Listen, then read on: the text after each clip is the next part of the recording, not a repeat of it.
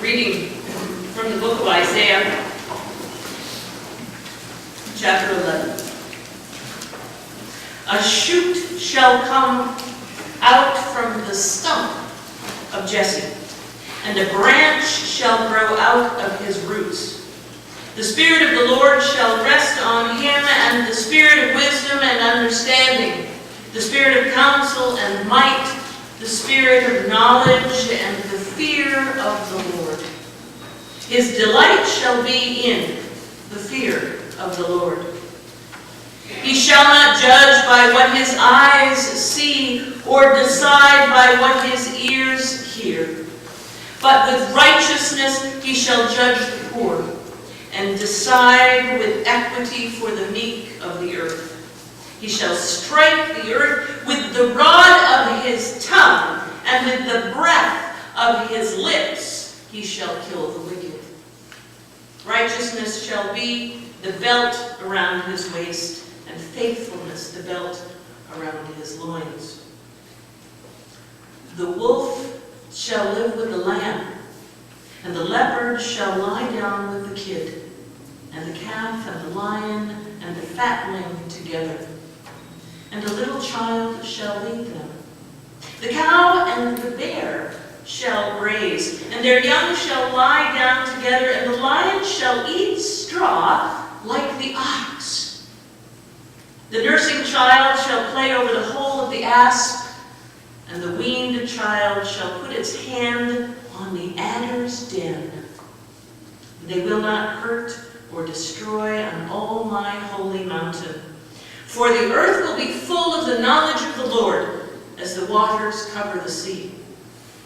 On that day, the root of Jesse shall stand as a signal to the peoples. The nations shall inquire of him, and his dwelling shall be glorious. This is the word of the Lord. Thanks be to God.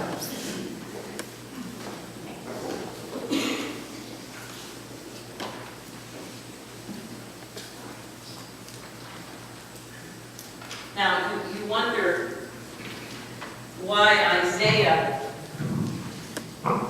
is writing this particular passage. I'm going to give you a little bit of background. The chronology of the exile is not absolute in Isaiah. But I'm thinking. So it seems like there are mixed chapters and mixed images, and you're not sure exactly what's going on chronologically. And there are these beautiful, poetic things that Isaiah has written. Let me tell you what Isaiah is living in. When King David's son, King Solomon, died in the year 922 before the Common Era, somewhere around in there, his son, Rehoboam, was to be the king of Israel. But the people revolted against his being their king.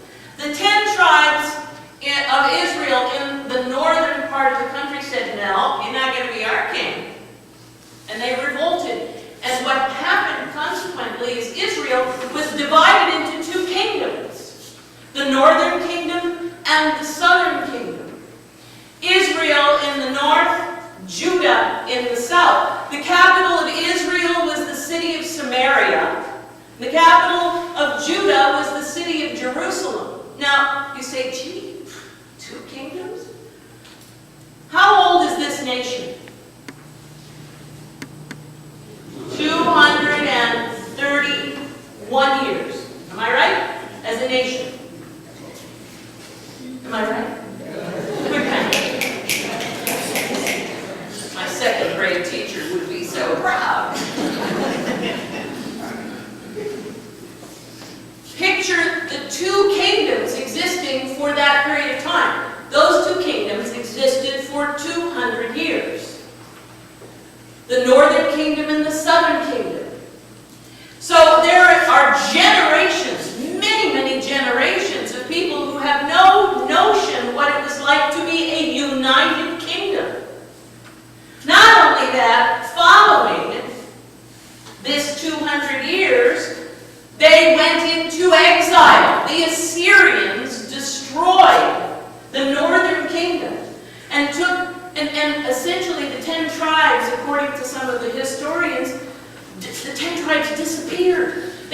They were not decimated, but they were spread out all over the empire, the Mesopotamian Empire. So there was not even really a remnant of people who could call themselves Hebrews. Later on, Judah was also taken into exile. So Isaiah is writing for a group of people who lived in a divided kingdom and in exile, who have no memory of what it was before. What they have is myth and legend. They have the legend of David, King David, the Messiah. It's a Hebrew word, pronounced Meshiach. The Meshiach, the anointed one of God. They have legend and myth about great King David, who was a man who before his son and all the nonsense that happened after him ruled mightily and righteously and in the fear of God. What people want, what people are wishing for, what they've put on their wish list for this year is another David. They want another king to come and bring the divided kingdom together to rescue them from their exile, to pull them out of their exile and make them the glorious people that they once were.